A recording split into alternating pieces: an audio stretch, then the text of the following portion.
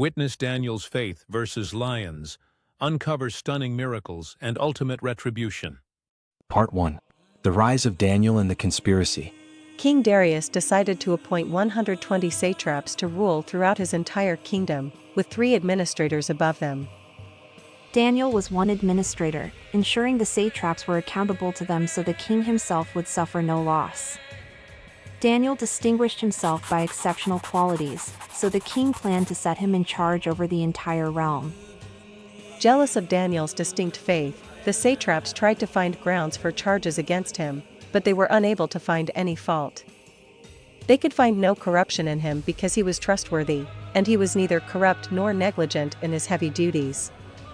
They decided, we will never find charges against Daniel unless it concerns the specific law of his own God and religion.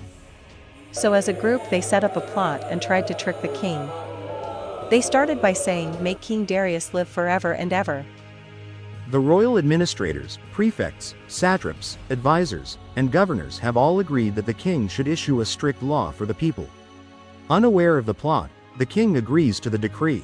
Anyone praying to any god or human for 30 days, except to the king, shall be punished. And that they shall be thrown into the lion's den. Issue the decree in writing so that it cannot be altered or changed. Part 2. The Decree and Daniel's Faith.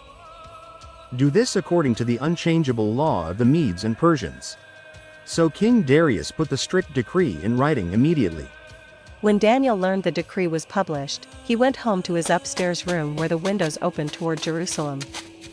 Daniel kneels down with humility, raises his hands slightly in prayer, and begins to speak softly, his face serene and filled with devotion despite the danger.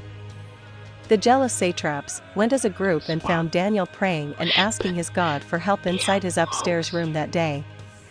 They went to the king asking, "Did you not publish a decree that for 30 days anyone praying except to you alone will be thrown into the lion's den?" The king answered, "Yes, the decree stands, according to the unchangeable law of the Medes and Persians." They said, "Daniel, one of the exiles from Judah, pays no attention to you or the decree you have written. He still prays 3 times a day." Hearing this, the king was greatly distressed because he cared for Daniel and wanted to help.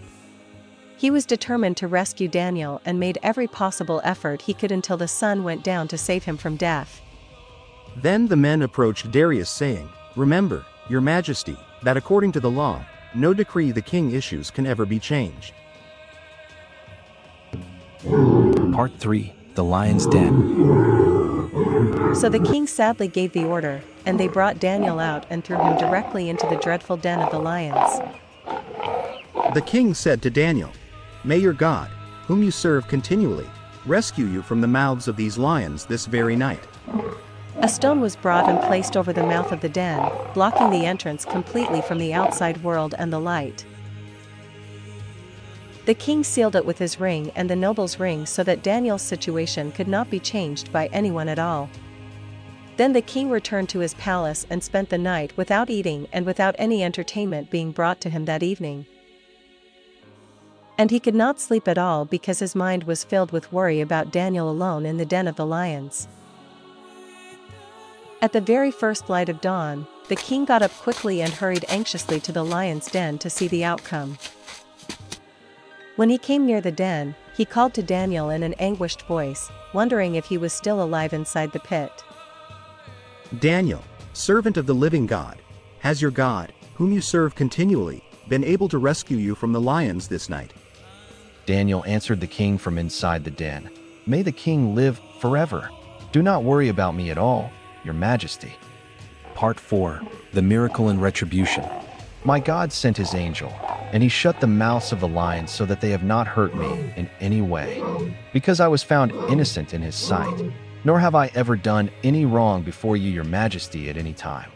The king was overjoyed and gave orders to lift Daniel out of the den immediately to see that he was completely unharmed. When Daniel was lifted from the den, no wound was found on him, because he had trusted in his God for his safety.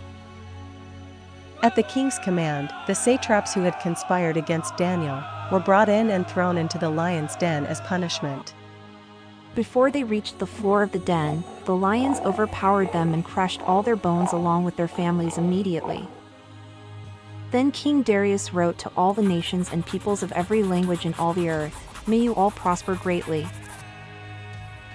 I issue a decree that in every part of my kingdom, all people must glorify the God of Daniel with respect. For he is the living God and he endures forever. His kingdom will not be destroyed, and his dominion never ends at all. He rescues and saves. He performs signs and wonders in the heavens and on the earth for all the people to see." Part 5. Conclusion. He has rescued Daniel from the power of the lions. This is the decree King Darius sent to the nations of the world. So Daniel prospered during the reign of Darius and the reign of Cyrus the Persian, serving in the kingdom faithfully for many years. The kingdom was peaceful under the new decree, acknowledging the power of the living God who had saved his servant from the lions. Daniel continued his work with wisdom and integrity, a living testament to the miraculous night spent in the lion's den years ago. The story of Daniel's faith and God's deliverance became known throughout the ancient world, echoing down through all history to this day.